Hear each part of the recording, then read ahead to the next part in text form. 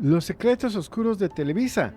Hola amigos de Tutoriales Gerberín, bienvenidos una vez más al canal donde no nos andamos con rodeos a la hora de soltar la sopa. Hoy vamos a meter uno de esos temas que durante años ha estado rodeado de rumores, polémicas y más de una historia que sigue dando de qué hablar. Porque detrás de las cámaras de una de las televisoras más poderosas de habla hispana, existen relatos que han alimentado la curiosidad de millones de personas.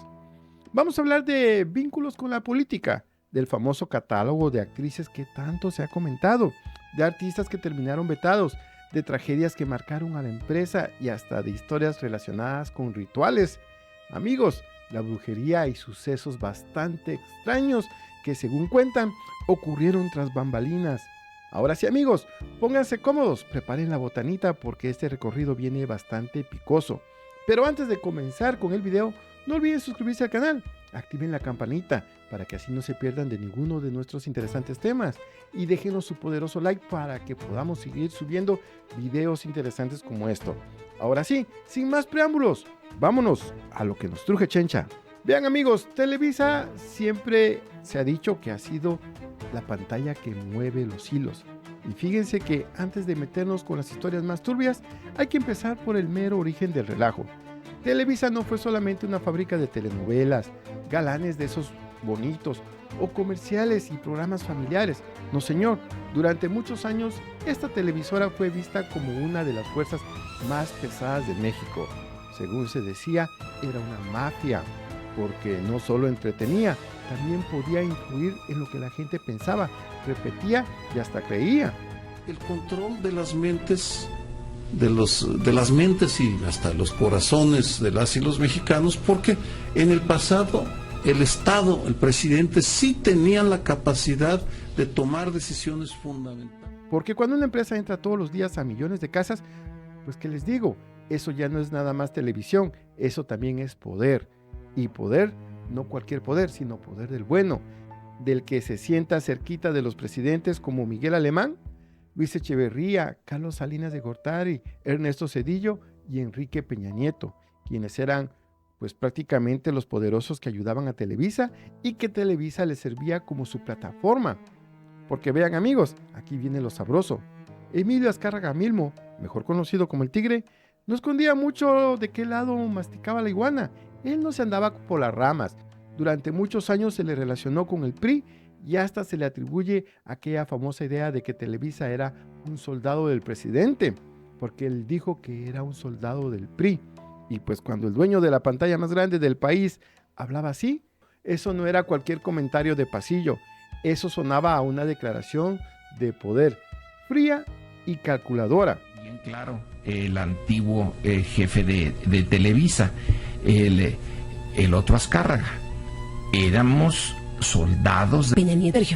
Sí, coincido con el...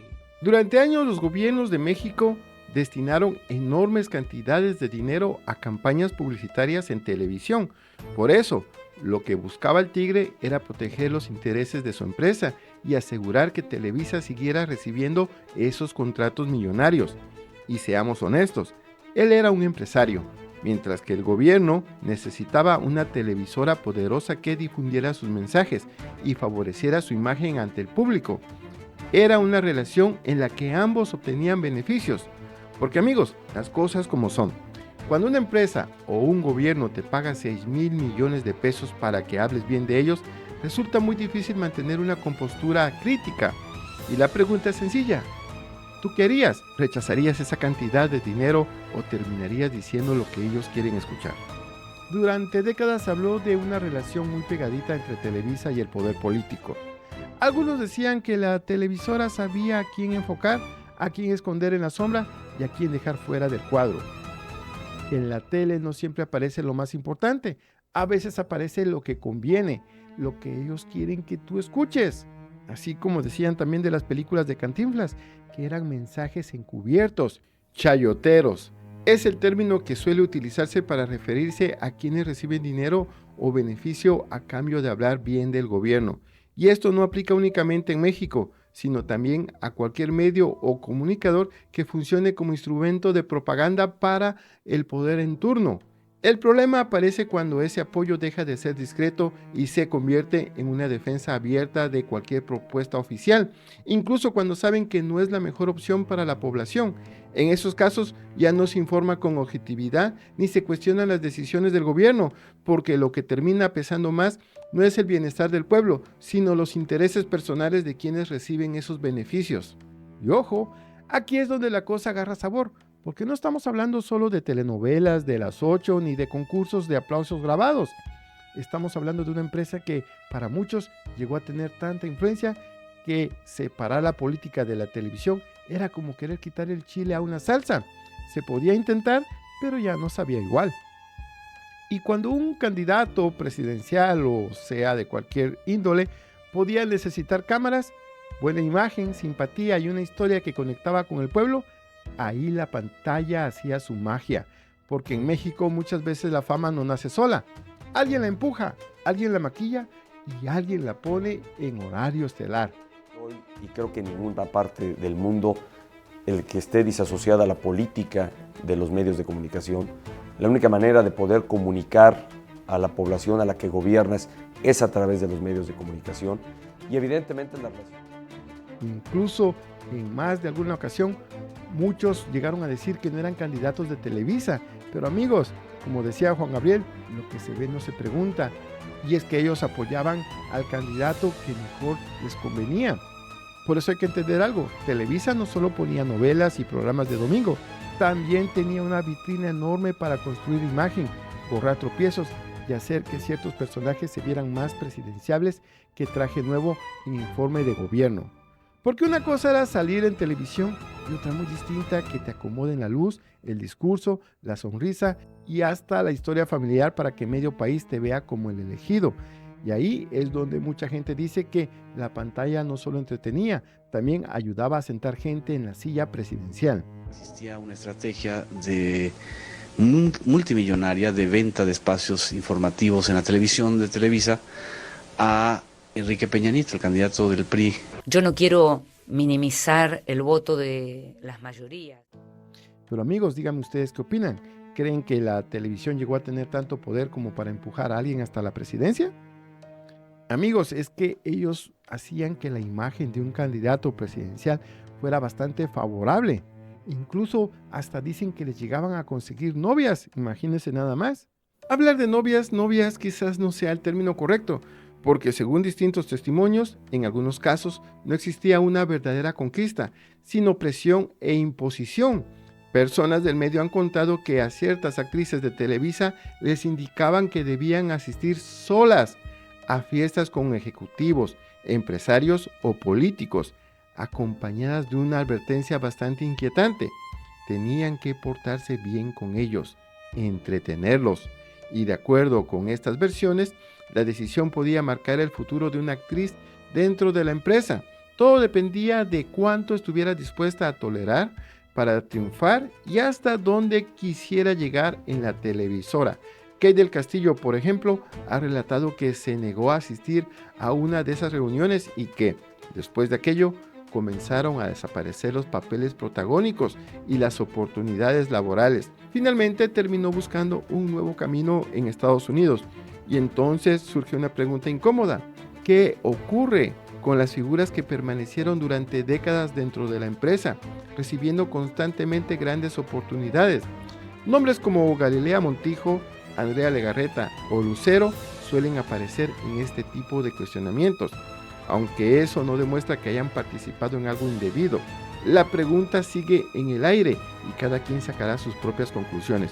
Porque amigos, el maquillaje puede cubrir las imperfecciones del rostro, pero jamás logra esconder por completo las decisiones ni las acciones de una persona. Hablemos de la relación de Enrique Peña Nieto con Angélica Rivera, una de las jugadas más turbias y más descaradas de la política mexicana. Porque esta historia que parece un romance de revista, pero mucha gente la leyó como jugada política con moño blanco y cámaras listas. Peña Nieto venía de enviudar. Su primera esposa, Mónica Pretelini, había fallecido en 2007 y él seguía subiendo como la espuma. Pero amigos, lo que Televisa no decía era que mucha gente en la política acusaba a Enrique Peña Nieto de haber matado a su propia esposa. Además, durante su relación con Mónica Pretelini, él tuvo romances fuera del matrimonio, que incluso había tenido hijos con sus secretarias. Total que Enrique Peña Nieto era todo un caso, e incluso habían rumores de que era gay, imagínense nada más. Un romance con Eduardo Verástegui, y además salió un personaje desconocido asegurando haber sido su amante. No, hombre, pero todo eso te lo ocultaba Televisa, no te lo ponía, porque el asunto era hacer que Enrique Peña Nieto pues tuviera una imagen aceptable ante el público. Y pues muchas mujeres incluso llegaron a votar por él solamente por el hecho de estar guapo, decían. Imagínense nada más el grado de manipulación. Y es que durante años Televisa ha recibido enormes cantidades de dinero para manejar la imagen de distintos políticos. Les construyen campañas publicitarias capaces de presentarlos como auténticos santos y, en algunos casos, hasta como galanes de telenovela. Todo esto cuidadosamente diseñado para conquistar votos rápidos, especialmente entre personas que no han leído las propuestas, no conocen el historial del candidato y ni siquiera tienen claro qué es lo que realmente está ofreciendo. Al final, muchas veces no se vota por un proyecto político, sino por la imagen atractiva que la televisión logró fabricar. En ese momento era gobernador del Estado de México. No había ganado la presidencia y todavía no estaba oficialmente en campaña, pero su nombre ya sonaba fuerte como una de las cartas grandes del PRI rumbo al 2012. Imagínense, todavía no era el candidato oficial, pero ya le estaban haciendo la campaña, ya hasta le estaban buscando novia, y por supuesto que qué mejor que una actriz de Televisa, porque son reconocidas y el público las quiere, y pues había que hacer algo para maquillar toda la mala fama que tenía Enrique Peña Nieto. Y entonces apareció pues nada más y nada menos que Angélica Rivera, la Gaviota, una de las actrices más populares de Televisa, que era bella, famosa, querida por el público, con carrera, presencia y esa imagen de mujer admirada que medio país ya conocía por las telenovelas. Para muchos era una primera dama de lujo, de esas que no solo acompañan al político, también adornan la foto. Pero amigos, antes de que llegara Angélica Rivera, se dice que se manejaron tres posibilidades. Una era Galilea Montijo y la otra era nada más que Andrea Legarreta. Y según dicen las malas lenguas, Andrea Legarreta es así como decía el Tigre Azcárraga, es un soldado más del PRI. O mejor dicho, Andrea Legarreta es un soldado de Televisa y hacía lo que a ellos les diera la gana, ya que con eso gozaba de beneficios dentro de la empresa.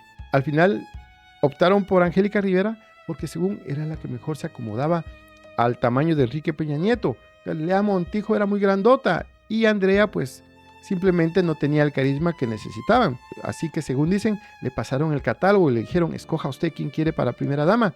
Y ahí fue donde Enrique Peña Nieto señaló a Angélica Rivera. El problema es que ella era casada y por la iglesia, pero ¿qué creen? Hicieron todo un rollo para anular esa boda. Es que vean amigos, como dice la canción, con la plata baila el mono.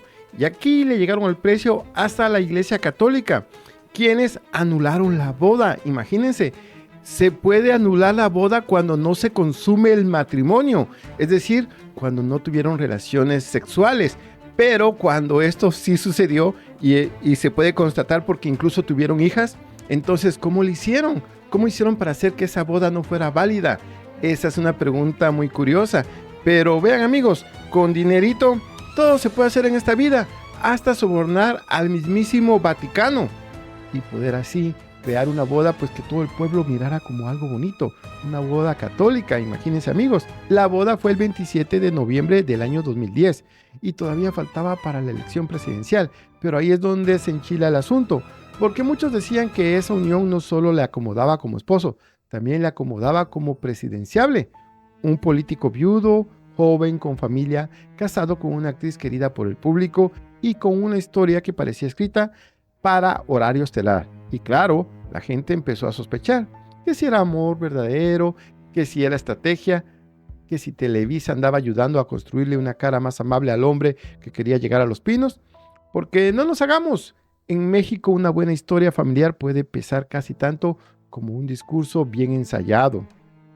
Si no, acuérdense de las telenovelas de Televisa, que María Mercedes, que María la del Barrio y Marimar son la misma historia, únicamente maquillada. La muchacha pobre que llega a tener dinero y con eso se convierte en una princesa moderna. Y eso a la gente pues le encantaba. Y como decía el Tigre Azcárraga, la televisión es un producto para la gente jodida, porque los ricos pues ven otra cosa. Los ricos leen libros, etcétera, etcétera. Pero eso lo decía el propio Tigre Azcárraga, amigos. No lo estamos inventando nosotros. Y es el Tigre Azcárraga decía, encuentras en la basura una radio, un electrodoméstico, pero una televisión nunca, porque las televisiones la gente no las tira. El pueblo necesita entretenimiento, llega cansado y se sienta a ver la telenovela o ver el partido de fútbol o el programa de comedia. Por eso era que el Tigre Azcárraga se sentía muy seguro y sabía que tenía el control y el poder en las manos. Y un año después de que fue esta boda o esta farsa, el 27 de noviembre de 2011, Peña Nieto se registró como precandidato del PRI. Y es que, amigos, para organizar bodas así express y bodas curiosamente arregladas, pues Televisa se pintaba sola, ya que según dicen también arreglaron la boda de Lucero y Mijares, que todo fue para hacer show y hasta los hicieron tener hijos, imagínense, amigos, hasta dónde eran capaz, según dicen. Y para marzo del 2012 ya estaban en plena campaña presidencial. Ahí fue cuando muchos dijeron, mira nomás qué casualidad, también peinada. La boda del político más popular de México. En un acto emotivo, la novia arrojó su ramo de rosas blancas para una feliz y sorprendida ciudadanía.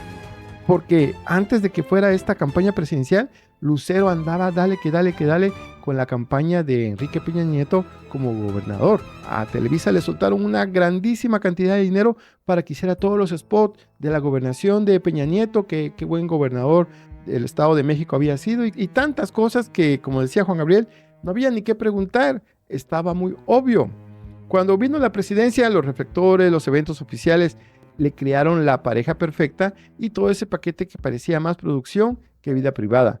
Angélica pasó de protagonista de telenovela a primera dama y Peña Nieto de gobernador popular a presidente de México. De todas las épocas del año, la que más me gusta es esta, porque permite que se reúna la familia, los amigos, la comida. ¿Te gusta el pavo, los romeritos? ¿Te comes todo, amor? Todo.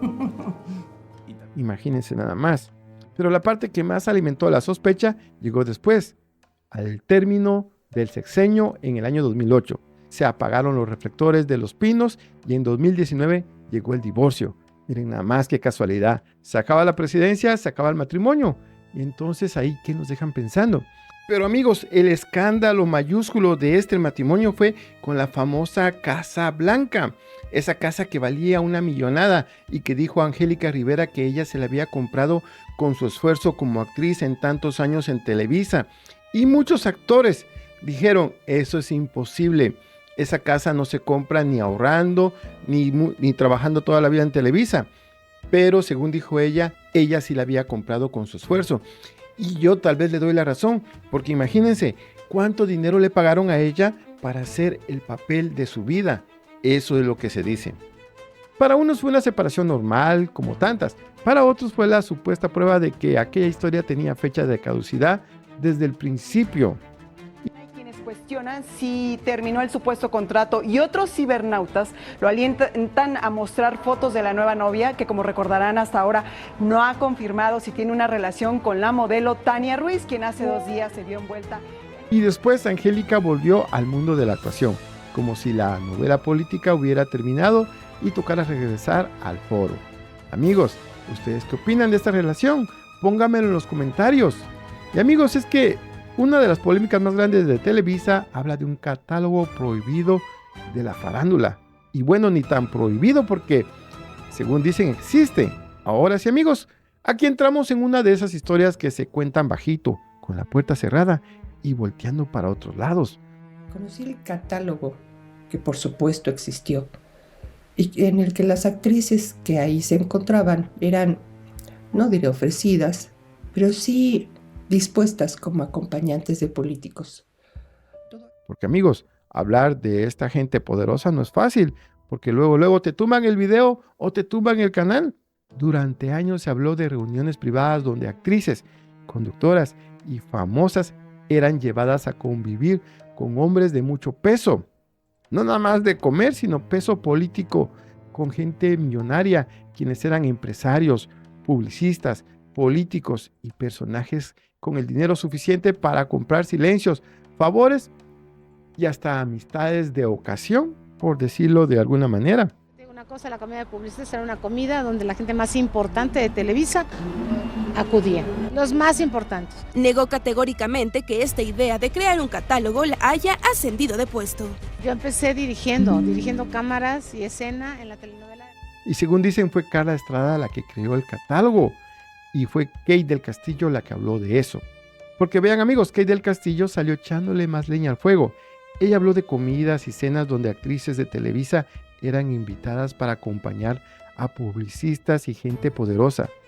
Después aclaró que no se refería a un catálogo como tal, pero la frase ya había prendido el cerillo de una bodega llena de gasolina y cuetillos.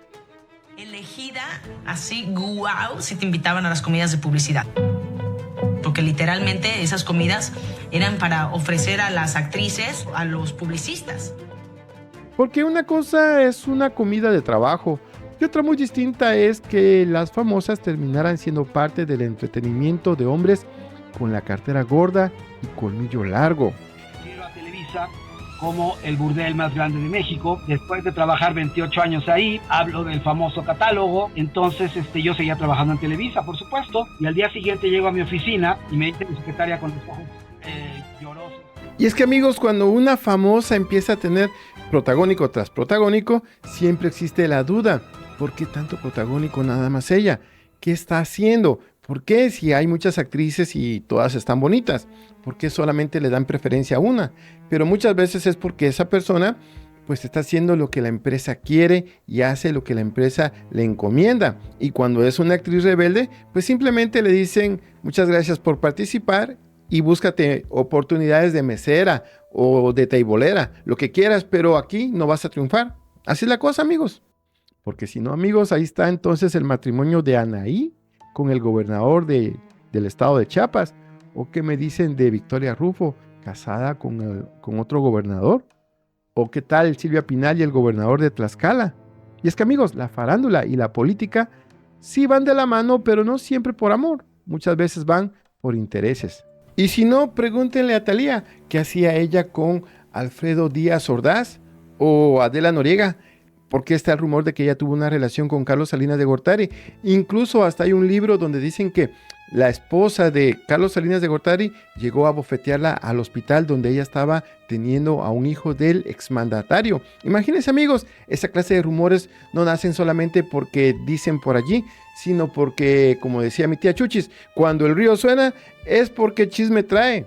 Y es que vean amigos algo bien curioso, que han dicho muchos actores que por llegar tarde los castigaban o hasta los corrían de las producciones, pero a Adela Noriega le perdonaban todo, incluso hasta le decían, Adela no llega. ¿Qué privilegio tenía ella para llegar a la hora que le daba su regalada gana? ¿O qué privilegio tiene para ya ni siquiera tener que trabajar? Ah, sí, ya me acordé amigos, tiene el privilegio de amar, y de amar a un exmandatario pelón. Y es que vean amigos, hubo actrices como Alejandra Ábalos y Marisol Santa Cruz que hablaron del famoso tema y alimentaron todavía más la leyenda. Ahí empezaron a sonar nombres que durante años han sido mencionados en distintas versiones. Por ejemplo, Galilea Montijo, Lucero, Andrea Legarreta, Ninel Conde, Alicia Machado, Arlette Terán, Patti Navidad y otros rostros conocidos de la farándula.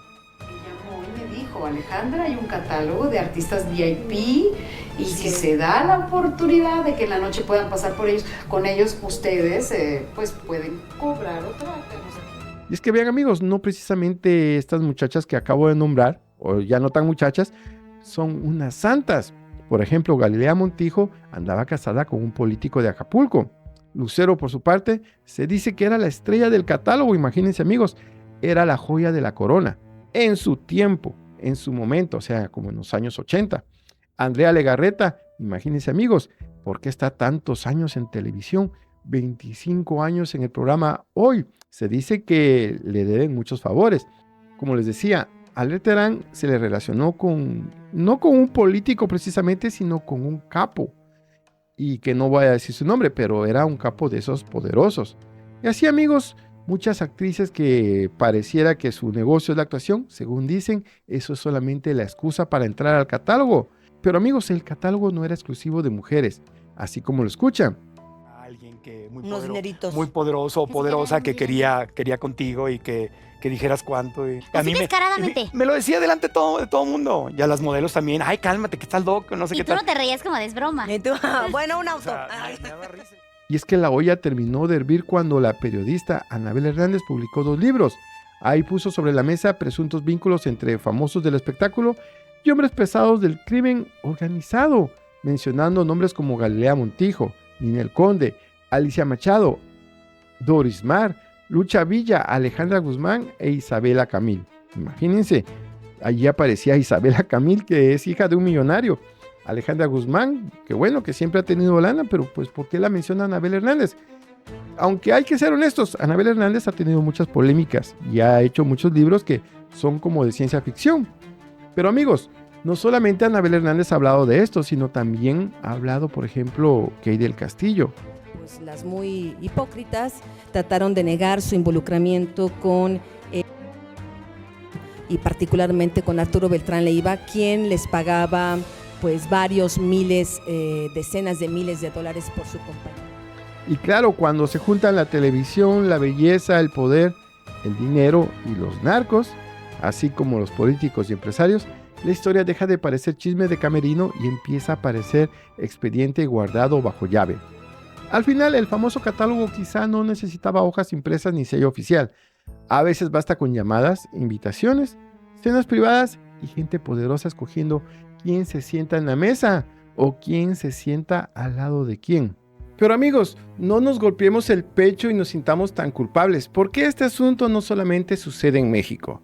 No, esto sucede en todo el mundo, porque incluso en los Estados Unidos se ha revelado que los millonarios tienen citas con famosas actrices, como por ejemplo Jennifer López, Salma Hayek, o por ejemplo Elizabeth Taylor en su momento, porque estos hombres millonarios ven a estas mujeres como un tipo trofeo. Por ejemplo, salir con ellas incluso solamente a cenar ya es algo que para ellos pues es como un premio a su arduo esfuerzo y a su trabajo duro de todos los días. Entonces no hay que espantarnos, tampoco hay que justificar, pero en realidad es algo que sucede en todo el mundo, no nada más en México. Pero amigos, no se me distraigan, porque en Televisa no solo importa tener talento, carita, suerte y lágrima fácil para la novela. También importaba quién tenía la llave de la puerta correcta. Y esa llave muchas veces la tenían productores, ejecutivos y jefes pesados. Gente que podía convertir a alguien en protagonista, aunque no tuviera talento. O dejarlo esperando llamada hasta que se le secara el rímel. Amigos, el famoso tema del productor famoso y la muchacha pueblerina que quiere triunfar en la televisión o en el cine ha pasado desde hace muchos años. En los años 50 existía el famoso productor Juan Orol, quien se iba a Cuba a traerse a las vedettes y se casaba con ellas y las traía como mujer, no como una actriz, y eso era lo que sucedía en esos años. Entonces, en la actualidad, el famoso productor que le dice a una muchacha joven, yo te voy a hacer estrella, es muy común y sucede más de lo que te imaginas. Si no, ahí está el caso de Juan Osorio con su joven esposa. Uno de los casos más sonados fue el de Luis de Llano y Sacha Sokol. Ella habló públicamente de la relación que sostuvo con el productor cuando era adolescente, y él ya era un hombre adulto con mucho poder en la industria.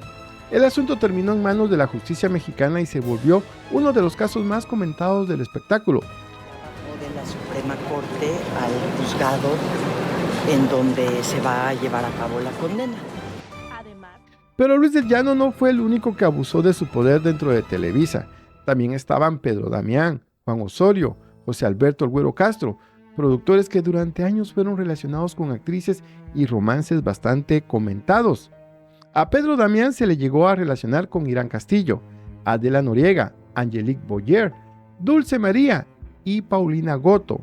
Juan Osorio tuvo una relación muy mediática con Niurka Marcos y después con Eva Daniela, actriz mucho menor que él, y El Güero Castro pues estuvo casado con Angélica Rivera y también estuvo relacionado con Angelique Boyer.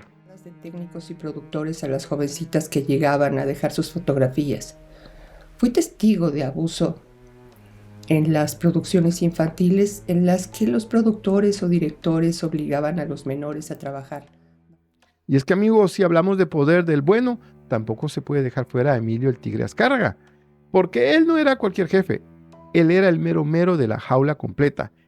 Al Tigre se le recuerda por su romance con Silvia Pinal, una de las divas más grandes de México. Y en la farándula también se ha mencionado nombres como Lucía Méndez, Verónica Castro y nada más y nada menos que Thalía, quien tenía una fama de interesada, amigos, que pues no podía con ella. El director o el empresario, desde su posición de poder, comenzara a salir con menores, con el beneplácito del resto de los productores, directores y empresarios. Si no, pues ¿qué hacía con Alfredo Díaz Ordaz? Y miren, amigos, más dentro de estas historias de cercanías, favoritismo y consentidas que tanto se acuchichaban en los pasillos, ahí también entra Andrea Legarreta. Porque durante años se ha dicho que su permanencia en Hoy no solo se aplicaba por carisma, trayectoria y rating, sino por una supuesta cercanía con Bernardo Gómez, uno de los ejecutivos más pesados de Televisa. Ese señalamiento volvió a sonar fuerte cuando Annette Kuburu habló del tema y la farándula se puso como mercado en quincena. Está ahí porque anda con un tipo desde hace 25 años que la tiene sentada en ese sillón, que todo el medio artístico lo sabemos. Nadie debe poner cara de sorpresa porque todo el mundo lo sabe. Entonces, me da mucha flojera. Aquí la cosa se puso bien sabrosa, porque cuando alguien tiene poder para darte una novela, un protagónico, un programa matutino o una carrera completa, cualquier acercamiento ya no se ve tan inocente. No es lo mismo que te tire la onda el vecino a que te busque alguien que puede hacerte estrella o borrarte del mapa. Y como les dije antes, no solo se hablaba de mujeres, también se decía que actores, cantantes y modelos hombres podían entrar en estas dinámicas, porque el poder en la televisión no siempre distinguía entre galán, villana o protagonista juvenil. Pero se dice que la llave del camerino no solo la tenían los productores, también la llegó a tener el propio dueño del castillo. También la llegó a tener el propio dueño pues, del changarro, el Tigre. Porque si un productor podía darte una telenovela, el Tigre podía darte la televisora entera. Su romance más recordado fue con Silvia Pinal, pero en la farándula también se han mencionado nombres como Lucía Méndez, Verónica Castro, Irma Serrano y hasta algunas estrellas jóvenes que eran vistas como consentidas de la empresa. Y claro, amigos, cuando el mero mero se fija en alguien, la cosa no era tocar la puerta del estrellato, era que te abriera el portón con alfombra roja y mariachi incluido. Pero amigos, una que contó una historia verdaderamente espeluznante fue Sherlyn, quien dijo esto. A los 14 años, su mamá la llevó a una cita en la oficina del Tigre y la dejó allí, solita ella, en una reunión con el hombre más poderoso de Televisa. Según contó Sherlyn, pues simplemente hablaron sobre negocios. Pero amigos, ¿qué hace un hombre como el Tigre Azcárraga hablando de negocios con una chamaca de 14 años? La historia es bastante turbia, no estoy asegurando nada, pero fue lo que la misma Sherlyn contó. También Itati Cantoral contó una historia bastante espeluznante. Dijo que en una ocasión el Tigre Azcárraga dijo que la quería en su oficina. Itati Cantoral dijo que brincó toda asustada, porque todas sabían que cuando el Tigre Azcárraga te quería en la oficina, no era para nada bueno. Pues si te quería, ya tenía una fama entre las actrices de que si te llamaba el Tigre a la oficina, pues tenías que ir a entregar el cuerpo. Y amigos, eso se decía no afuera de Televisa, se decía adentro de Televisa, lo cual hace todavía más espeluznante la historia, porque imagínate, estabas trabajando tranquila, bueno, si fueras una actriz, y de repente el Tigre te quiere ver en la oficina, era como quien dice, pues bueno, ya valió Mauser el asunto, porque o entregabas el cuerpo o vas para afuera. Guapo, fuerte, varonil, y me quería mucho, cosa que era muy importante para mí. Hilvanó sus recuerdos y expresó que el noviazgo de 4 años que tuvo con el señor Emilio Azcárraga Milmo. Así era la cosa. Al final, detrás de muchas telenovelas, rosas y programas familiares, también había pasillos grises, llamadas incómodas y personajes con demasiada influencia diciendo quién subía, quién brillaba y quién se quedaba viendo desde la banca. Amigos, y es que en Televisa habían cosas que nadie quería ver, porque hubo un clan que nadie quiso pues ni siquiera voltear a ver, porque esta historia no empezó como escándalo, empezó como un sueño artístico.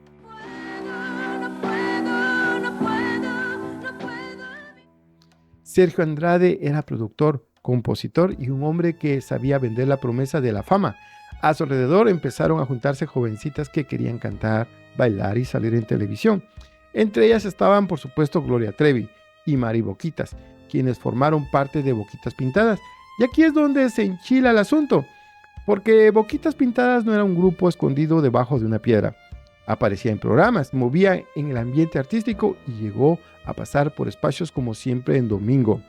Eso sí, hubo mucha polémica, porque incluso Raúl Velasco les dijo que más que un grupo musical, parecía un grupo de prostitutas. Imagínense, amigos, si así las definía Raúl Velasco y nadie se quería dar cuenta de eso. O sea, la cosa estaba frente a las cámaras con luces, música y aplausos. Después Gloria Trevi explotó como estrella solista.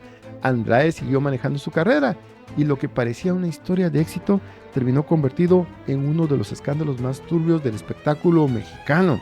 Y por supuesto, quien más investigó esta nota fue TV Azteca, la competencia de Televisa, porque con los años llegaron denuncias, testimonios, acusaciones y la famosa caída del clan Trevi Andrade. Trevi y otras personas fueron detenidas en Brasil en el año 2002 y allí el sueño de la fama se volvió pesadilla pública. Le funcionó con algunas personas y no le funcionó con otras. Entre esas personas estoy yo. Si tú te fijas, si te pones a leer los libros de las personas que los han escrito, pues no decían ahí que Raquenel, o sea, yo, no Mari Boquitas, no, Raquenel que soy yo. Y por supuesto que la pregunta incómoda es, ¿a poco nadie dentro de Televisa vio venir el asunto? Porque ahí habían programas y gente alrededor que se daba cuenta de todo lo que pasaba, pero nadie decía nada. Era un silencio absoluto. Pero ahora, amigos, vayan buscando agua bendita y persínense. Pues un poquito, porque aquí la cosa se pone más rara que ruido en la cocina a las 3 de la mañana. Si algo entendió Televisa durante décadas fue que el misterio vende. La gente siempre quiere saber qué hay detrás de una puerta cerrada, detrás de una leyenda o detrás de una historia que nadie puede explicar. Y pocas producciones representan eso mejor que El Maleficio. Sí, amigos, la telenovela que tanto le gustó a tu mamá o tu abuelita. Esa telenovela fue estrenada en 1983 y producida por Ernesto Alonso. La telenovela hablaba de brujería, magia negra, pactos oscuros y un personaje llamado Enrique de Martino que supuestamente obtenía poder gracias a fuerzas sobrenaturales. Para la televisión mexicana de aquella época, aquello era toda una locura. Nunca se había visto algo parecido. Pero aquí viene lo bueno. Con el paso de los años, la gente empezó a decir que alrededor de esa producción pasaban cosas raras. Se rumoraba que el cuadro de Bael, la entidad oscura de la telenovela, estaba maldito, que durante las grabaciones se apagaban las luces, que se caían objetos, que algunos actores se sentían incómodos y que hasta llegaron a bendecir ciertas áreas porque el ambiente se sentía pesado. Nadie puede asegurar que tanto fue verdad y que tanto fue puro cuento de pasillo, pero mientras más se repetían estas historias, más crecía la leyenda. Y ya saben cómo es la farándula. Alguien cuenta algo bajito y al rato ya parece expediente del Vaticano. Pero vean, amigos, también se decía que Ernesto Alonso sabía demasiado de estos temas. Algunos lo pintaban como un hombre interesado en lo esotérico. Otros aseguraban que todo era parte del misterio para vender la novela. Pero lo cierto es que El Maleficio quedó marcado como una de las producciones más oscuras y comentadas de Televisa. Vigilante, has cumplido. Luego apareció otra historia que le echó más leña al fogón, la del hombre llamado Pedro Romero, quien aseguraba haber pertenecido durante años a una secta y decía que dentro del mundo del espectáculo había gente metida en prácticas oscuras. Que Pedro Romero era el hombre detrás de la tierna imagen de Pistachón Zigzag, uno de los personajes más queridos de Odisea Burbujas. Y es ahí donde comienzan las inconsistencias. Amigos, y es que en ese entonces, pues, todo el mundo decía que Ernesto Alonso era un sacerdote del mal y que una de sus, pues, mejores amigas era María Félix y que ambos tenían pactos oscuros y que, por supuesto, practicaban la hechicería. De hecho, se habló mucho que antes de iniciar telenovelas, el señor Ernesto Alonso hacía rituales en los sets. Y es que, amigos, como dice el dicho, cuando el río suena es porque piedras lleva. ¿A poco no, amigos? Con el tiempo, en internet empezó a circular que Pedro Romero era el supuesto actor detrás de Pistachón Zigzag de Odiseas Burbujas. Aún así, la historia se hizo viral. La gente hablaba de sectas, mensajes ocultos, televisión infantil y personajes queridos metidos en teorías rarísimas.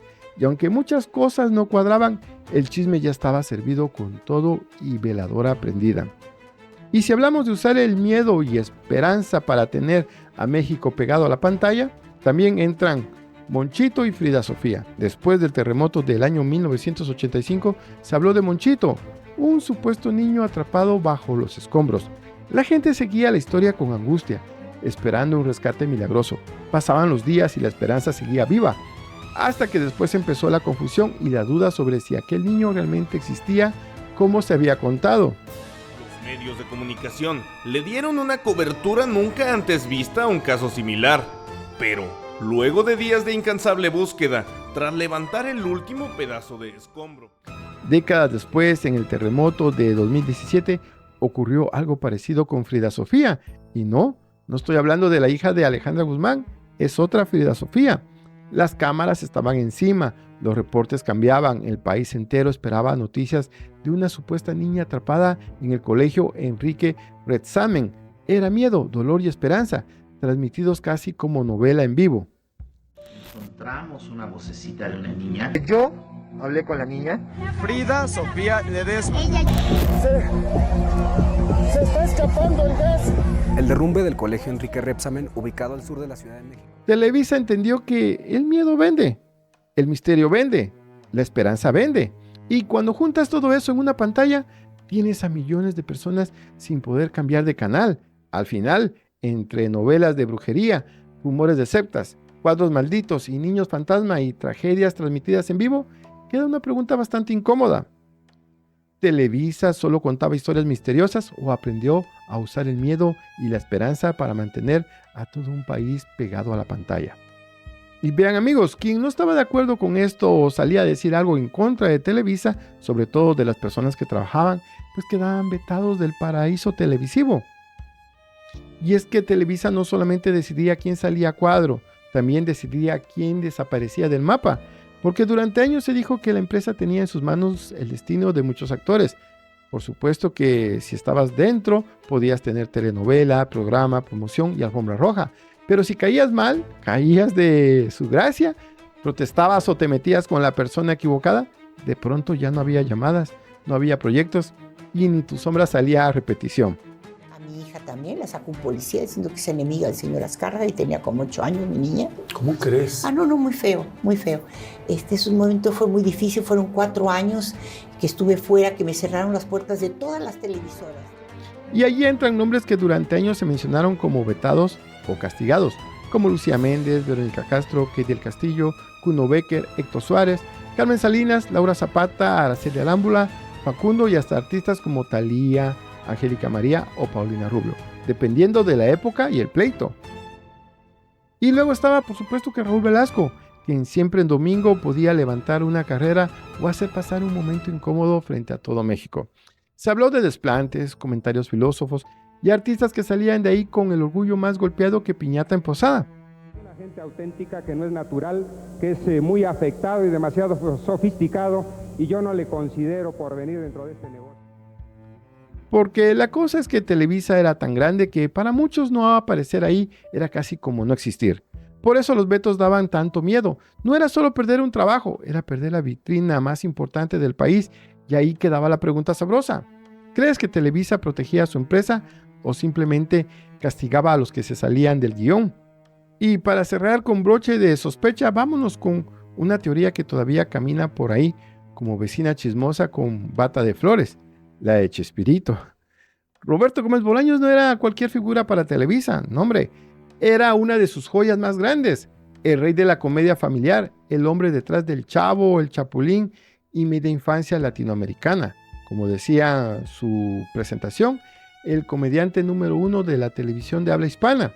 Para la televisora, Chespirito no solamente era nostalgia, era historia, Era marca, era rating y oro puro con barril incluido. Cuando se anunció su muerte en el año 2014, Televisa le hizo un homenaje enorme en el Estadio Azteca con flores, invitados, aplausos, lágrimas, producción, música y todo el paquete sentimental. Incluso aparecieron cientos de niños vestidos como el Chapulín Colorado, con sus trajecitos rojos, sus antenitas y toda la coreografía bien puesta. Y ahí fue donde muchos empezaron a murmurar, porque aquello no parecía algo armado al vapor, parecía un evento preparado con libreto, vestuario y producción de primera.